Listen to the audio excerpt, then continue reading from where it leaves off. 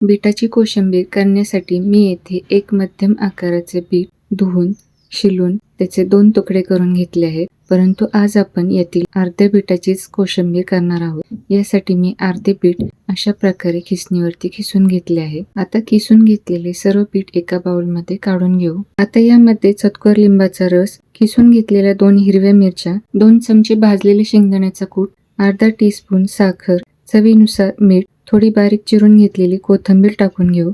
चमच्याच्या साहाय्याने हे सर्व मिश्रण एकत्रित करून घेऊ. मी एका तडका पॅन मध्ये 2 टीस्पून तेल गरम करून घेतले आहे. यामध्ये अर्धा टीस्पून जिरे टाकून ते व्यवस्थित तडतडल्यानंतर चमच्याच्या साहाय्याने हलवून ही फोडणी कोशिंबिरीवरती टाकून घेतली आहे. ही वरून टाकलेली फोडणी कोशिंबिरीमध्ये मिक्स करून घेऊ. ही अशा प्रकारे चटपटीत चवीची बीटाची कोशिंबीर बनवून तयार आहे.